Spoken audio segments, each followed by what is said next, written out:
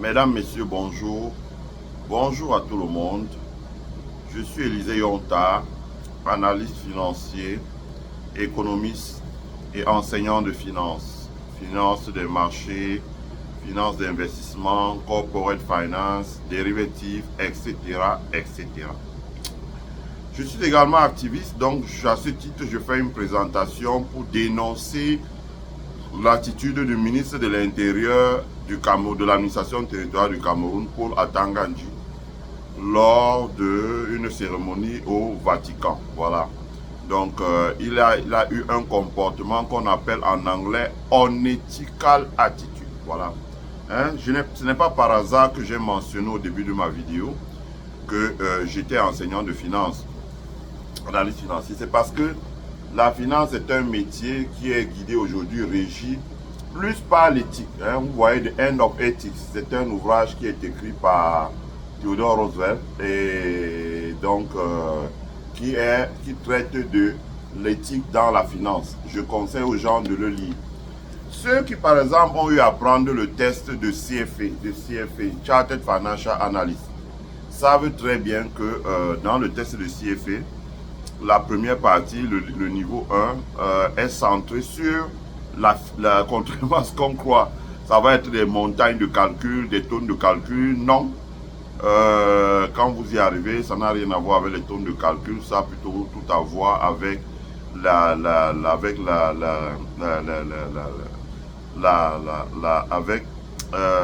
l'éthique. Voilà.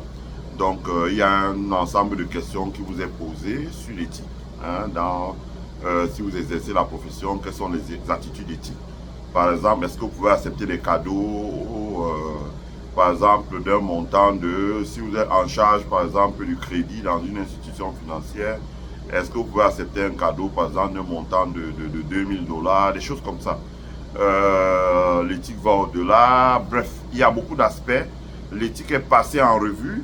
Et constamment, vous avez des auteurs dans la profession qui éditent des livres comme cela pour parler de l'éthique. Donc, ceux qui veulent peuvent l'acheter et le lire.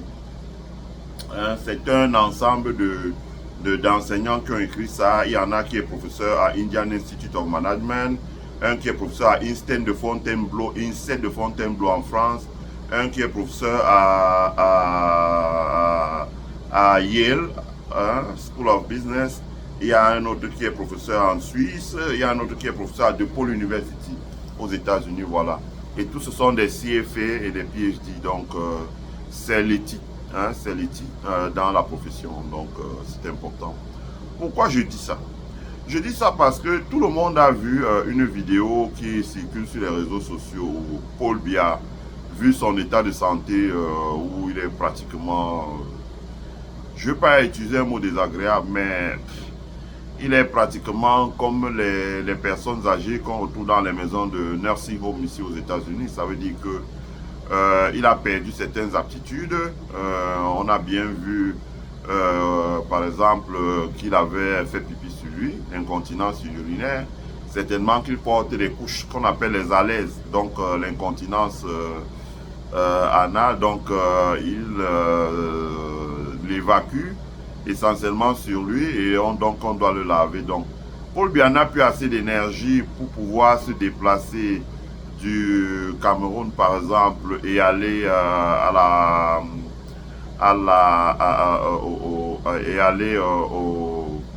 déplacer du Cameroun et aller au Vatican. C'est des cérémonies qui sont longues.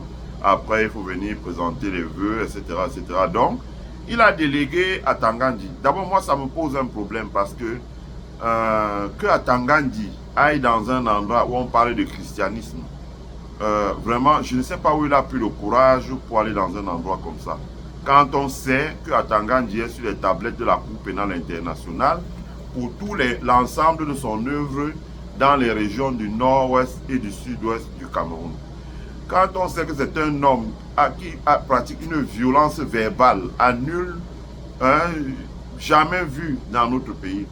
Quand on sait aussi que beaucoup de gens lui reprochent par exemple la faillite d'une banque qui s'appelait la Highland Bank en disant qu'il avait pillé les fonds, etc.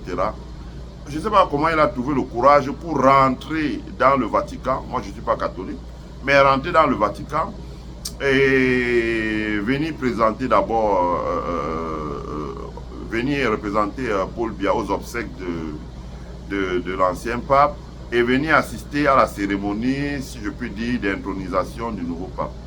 Mais là encore, ça va. On peut dire que c'est des usages diplomatiques, donc c'est pas mauvais. C'est des usages diplomatiques. Il se soumet aux usages diplomatiques. Mais ce qui a choqué l'opinion publique, c'est qu'en face d'une personnalité, dans un endroit où il y a des milliers de caméras pour filmer tout ce qui se fait, donc vous avez des caméras partout, d'abord des caméras de surveillance, vous avez les journalistes, les reporters, les photographes qui sont là pour filmer tout ce qui se passe. Atanga Ndji, après avoir ronchonné quelques mots dans sa gorge que personne n'a compris, peut-être les gens, les spécialistes du langage peuvent décrypter ce qu'il disait, il a sorti de sa poche l'argent qu'il a voulu donner et le pape là, qui est un Chicagoan. Peut-être qu'Atanga Ndji ne connaît pas les Chicagoans. Atanga Ndji, l'Illinois là, c'est là où il y a quand on dit mafia là, c'est ici dans l'Illinois. Tu ne peux pas dribbler les gens. Tu ne peux pas dribbler les gens. C'est plus fort que toi. C'est encore le petit niveau. Donc il vient, il sort l'argent et il le présente. Il a tenté de donner l'argent liquide au pape. Le pape a bien entendu refuser cet argent liquide et Atanga Ndji a été conduit avec son argent qui était dans l'enveloppe. C'est une honte pour notre pays. C'est une honte. Ça pose le problème de l'éthique. Ça pose le problème de l'éthique. En plus, on pouvait imaginer ce genre d'attitude en privé, mais pas en public, devant tout le monde. Atanga Ndji a sorti l'argent. On se pose la question, comment est-ce qu'il a franchi les frontières du Cameroun avec cet argent, avec l'administration des douanes? Qui lui a donné cet argent? Si c'est la présidence de la République à travers Samuel Bondoayolo, le directeur du cabinet civil, ou bien c'est son argent personnel, ses deniers personnels. À partir du moment où il n'a pas déclaré ses deniers publics, comme l'indique l'article, ou c'est 66, ou c'est 60 la Constitution, d'où provient cet argent? Pour que comme ça, déjà on l'a vu en tournée dans l'extrême nord, où il disait donner 100 000 là-bas, donner 100 000 ici, donner 100 000 là-bas. Franchement, dans un Cameroun où les gens broient du noir, ça fait vraiment mal, ça fait vraiment très mal. Et fort heureusement, cet argent a été refusé par les autorités du Vatican et Atanga Ndji a été conduit. Je vais dire que ça démontre à souhait à ceux qui avaient encore le doute que nous sommes en fin de règne au Cameroun. Nous sommes en fin de règne au Cameroun. Nous sommes dans une situation où chacun fait ce qu'il veut, où le pays est aux mains des caïds. Et les caïds là, ils ne tiennent pas là où ils sont parce qu'ils sont forts. Non, pas du tout. Pas du tout. Ils tiennent là parce qu'ils distribuent. Ça veut dire que quand ils prélèvent peut-être 100, ils distribuent peut-être 30 ou 40 et ils restent avec 60. Peut-être même ils font moitié-moitié. Et ils distribuent comme ça à tout le monde. Si Atanga Ndji, ministre de l'administration territoriale, veut donner l'argent dans une grosse enveloppe comme ça, où tout le monde a vu la grosse enveloppe au pape, certainement ce n'était pas des CFA parce que les CFA n'ont pas valeur légale en Italie au Vatican. C'était seulement des dollars ou des euros. Si Atanga Ndji sort un paquet d'argent comme ce qu'il tenait en main là, ça peut être facilement 20 000 $, ça veut dire 10 millions ou 20 millions de francs.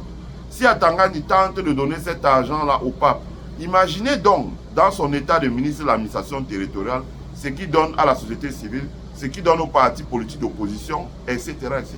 Imaginez, c'est un réflexe qui lui a semblé normal. Ça veut dire que quand le leader d'un parti d'opposition vient le voir dans son ministère, en repartant, il repart certainement avec une enveloppe. Et il est habitué du fait, puisque même dans l'extrême nord, il distribue.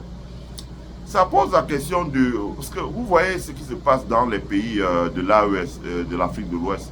La raison pour laquelle nous insistons, c'est parce qu'on assiste à un renouvellement. On assiste à un renouvellement au Sénégal, avec Bachirou Diomaye Faye et Ousmane Sonko.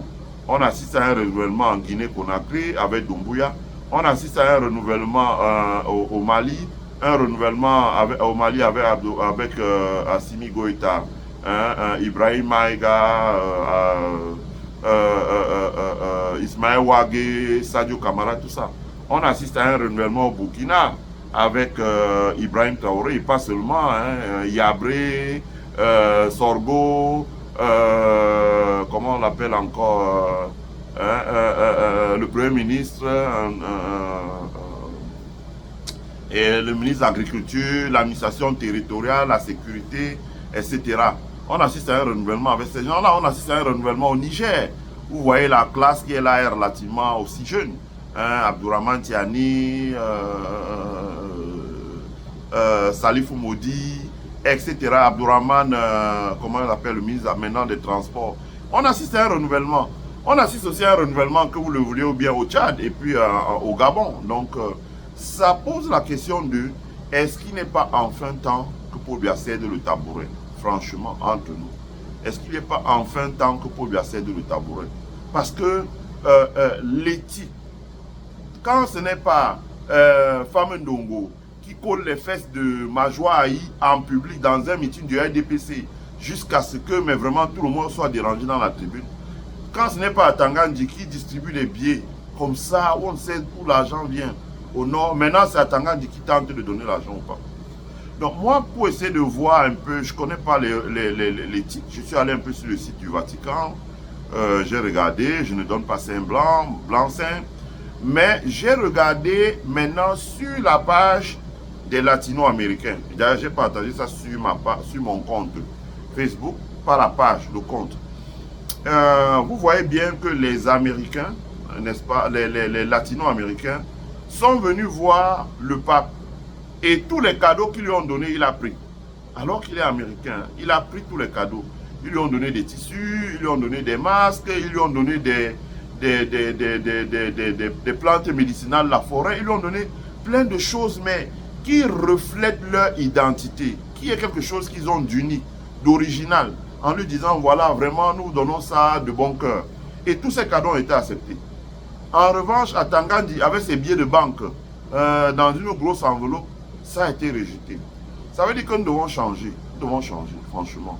Si vous voulez, je ne suis pas très dur, mais il y a quelque chose qui est vraiment ennuyeux aujourd'hui. Quand vous causez avec un Camerounais, vous n'avez même pas parlé 5 minutes, que déjà, il est en train de vous dire, dis donc, lance-moi. Je ne veux pas dire, c'est dur, mais nous avons une relation malsaine à l'argent. Quand vous lisez ici, là, quand vous travaillez par exemple dans l'univers de la finance, il y a des règles et vous lisez ici, là, vous allez comprendre toutes les règles. C'est le plus dur travail dans la finance aux États-Unis, c'est de se conformer à l'éthique. Parce qu'à la moindre erreur, on vous met dehors. Vous se conformer à l'éthique. Et ça fait ce qu'on a vu de Atangandi au Vatican, franchement, c'est une honte.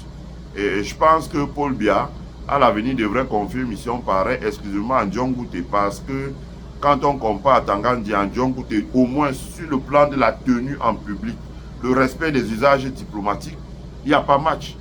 Atangandi là s'est comporté vraiment comme, je ne sais pas moi, mais ça fait vraiment mal. Ça risque d'accréditer les gens qui disent que oui, il avait un passé de féman. Je ne le connais pas personnellement, mais ça risque d'accréditer la thèse comme quoi il avait un passé de féman.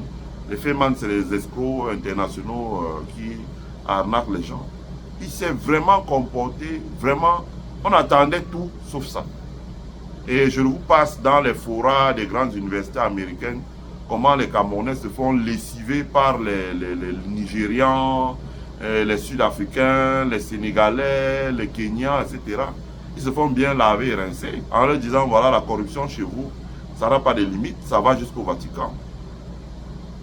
Franchement, c'est un plaidoyer pour que l'éthique regagne notre société dans les écoles, dans les familles, dans les associations, dans les réunions familiales, dans les relations de bon voisinage, etc., etc.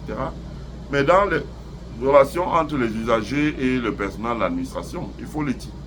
Il faut l'éthique. Bien évidemment, ce qu'on espère, et c'est pour ça que vous voyez, on s'est désengagé de la politique, parce que quand vous les prenez, qu'ils soient du pouvoir, qu'ils soient de l'opposition au Cameroun, c'est les mêmes.